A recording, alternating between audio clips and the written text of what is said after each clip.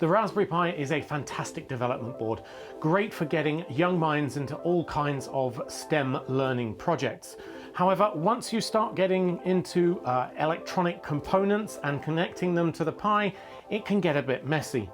The CrowPi 2 builds on the success of the original, and not only is it a fantastic little Raspberry Pi laptop with integrated screen and keyboard, but also underneath the keyboard you'll find a complete electronics workshop. Join me, James Bruce, as I take a closer look at the CrowPi 2 from elecrow, which is crowdfunding now, but only for a few more days, so you will need to be quick. So inside the rather large CrowPi 2 box, you'll find the CrowPi 2 laptop, consisting of case, electronics workshop board, and integrated 11.6-inch screen.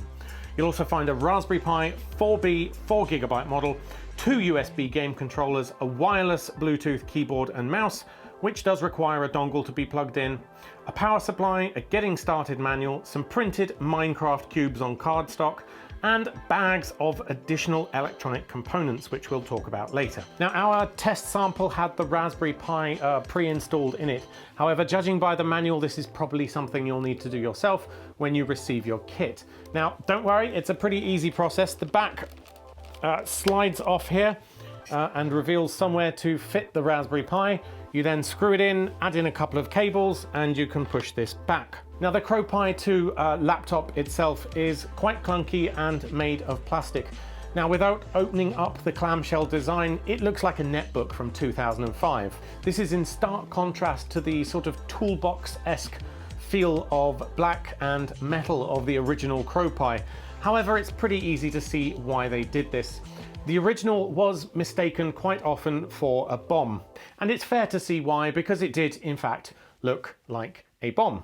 This one at least hides all of its components underneath the keyboard and does look like a laptop rather than a bomb. The keyboard too is a somewhat natty plastic and a little bit bendable design. It's wireless and should run for around 120 hours in standby time, so you shouldn't need to worry about recharging it too often, but if you do need to, then you can plug it straight into the laptop itself using the micro USB cable. The keys don't really feel that nice. There is a built-in trackpad here though, and there's an optional mouse in the package as well. But of course, it's a Raspberry Pi, so if you wanted to plug in your own USB keyboard for easier programming, then you can do that.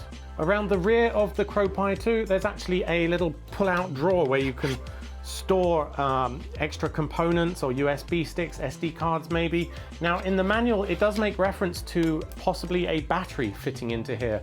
However, that doesn't appear to be referenced on the current Kickstarter, so I'm not sure whether that'll be an optional extra at a later date. Now, I should note that this is an engineering sample, so things may change. There are a couple of tolerances on here that aren't exactly perfect, but I'm sure they'll have that ironed out for the final production model.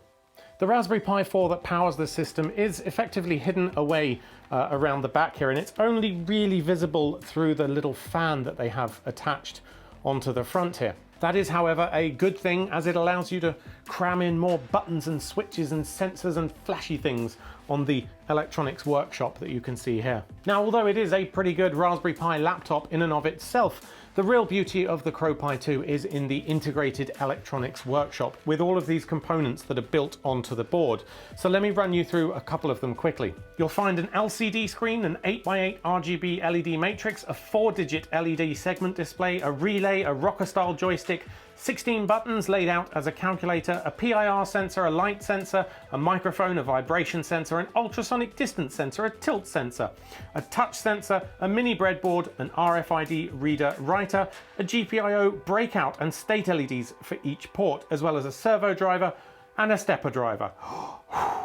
However, the servo motor and the stepper motor that you can plug into them are supplied separately. They're not actually on the board itself, that would be silly, but you can plug the cables into the ports on the board. Now, there are also a ton of additional components included in the basic kit, such as a touch sensor, some RFID programmable bits, and a whole load of basic electronic pieces like resistors, jump wires, LEDs, that sort of thing. Now, by default, the system launches into a customized version of Raspbian. You'll need to create an offline account before you can use it though. Thankfully, the CrowPi 2 supports multiple offline accounts, which is great for school or family use, so you won't have your children messing up your programming exercises. The Projects button introduces you to most of the integrated electronics capabilities, though seemingly there's no way to edit the code or find out more. It's really just a sort of hardware overview to show you what's on the board, which was a little bit off-putting to me. I naturally wanted to just press the edit button and see what I could change. It turns out you can do that. You learn the codes for these and modify them later on in a different section of the program. But it would have been nice to have a button here to just edit the code directly and then run that and see what happens. The real meat of the package can be found under Learning, which consists of 32 guided Python tutorials for working with the onboard sensors and components, as well as 16 Scratch tutorials. Now, as a novice Python programmer, I certainly found myself engaged by the lessons and the seamless integration with the onboard hardware. You don't have to plug any bits in, it's just already there and already works on the main board, on the electronics workshop itself, so that makes everything super easy. You'll also find 12 speech recognitions and AI face detection lessons, though these were a little bit harder to follow and probably more suited to advanced levels. The Minecraft button launches the special educational version of Minecraft for the Pi, including a Python interpreter and a full set of lessons that introduces you to the Minecraft API for Python. Following along with this, you'll soon be programming buttons to build you a house in Minecraft. It's all very exciting. The game button whisks you away to a selection of somewhat boring Python games, curiously none of which can be played with the included gamepads, nor do they have the option to view or modify the code, which again seems like a bit of a lost opportunity.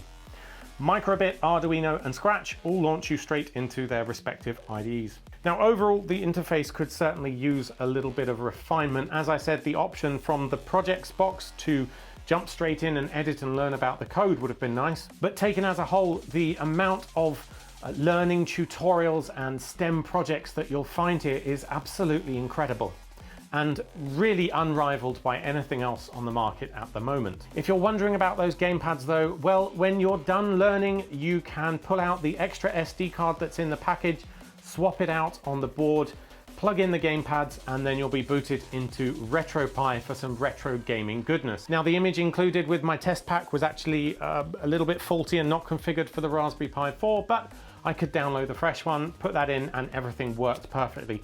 Pretty soon I was playing retro games. I'm sure this will be fixed for the final release. That said, the CrowPi 2 is essentially just a Raspberry Pi 4, so if you have another preferred operating system that you'd like to work with, then of course you can burn that to a micro SD card and slide that in here. However, I would recommend that you do that on a different micro SD card. Don't overwrite the one that they supply in the package, otherwise you'll lose access to all of those custom learning materials, which you probably don't want to do. So, is the CrowPi 2 worth it? Well, let's address one of these points that is absolutely going to be raised in the comments, I can tell right now. Someone's going to say that, well, I could buy a Raspberry Pi and a screen and all of those components for a lot cheaper than this is selling. Now, actually, I would argue with the very premise of that assertion. Right now, the Kickstarter price is $260 or £200. And that is extremely good value for what you are getting here. But moreover, it's kind of completely missing the point. The CrowPi 2 is a complete electronics workshop and STEM learning journey. It's neat, integrated, and contains a complete custom software package to help you down that path of learning Python and hardware integration. Nothing else on the market comes close to providing such a fantastic amount of components integrated perfectly with the Raspberry Pi like that. There are certainly other Raspberry Pi laptop projects out there. However, they're not actually dissimilar in price, especially when you consider all the added value and components that you're getting with this one. Now, clearly the CrowPi 2 isn't aimed at someone who just wants a case and screen for their Raspberry Pi. The rest of this would be a complete waste for them. Nor is it aimed at the seasoned hardware programming enthusiast who's looking to put together their next smart home sensor array. They already know exactly which components they want, and there's no need to mess around with an electronics workshop like this. That would also be a waste. This is a complete learning bundle for children upwards of 6-year-olds, I would say, to adults, of course. who just want to learn some Python, some Scratch, some hardware integration with the Raspberry Pi, this is a fantastic solution, really value packed, especially if you jump on the Kickstarter now. However, like I said, it is only available for less than a week left on the campaign, so please be quick if you're interested in this. All right, that's it from me. I hope this video has been useful for you in making up your mind whether to back the CrowPi 2 or not. If it has, we would really appreciate it if you could hit the like button. I know that seems like a really silly thing to do, but actually it tells YouTube that this video was good. It should be ranked a bit higher so we get more views. Thank you also to CrowPi for offering another CrowPi 2 to give away to one lucky viewer. If you'd like to be in with a chance of winning that, just head on over to the link in the description, which goes to makeuseof.com, where you'll find the full review article. At the bottom of that, there is a giveaway widget where you can pop your details in and be in with a chance of winning.